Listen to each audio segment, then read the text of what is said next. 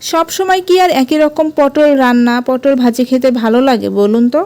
আজকে পটল ভাজি করেছিলাম, তবে একটু ভিন্নভাবে। পটলগুলোকে প্রথমে ছিলে নিয়েছি।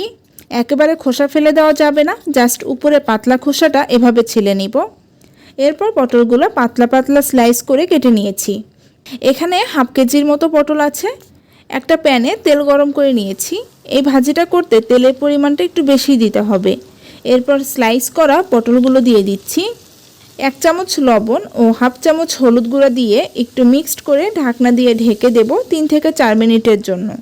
পটলগুলো যখন কিছুটা নরম হয়ে আসবে, তখন এর মধ্যে 1 চামচ আদা রসুন বাটা দিয়ে দিব।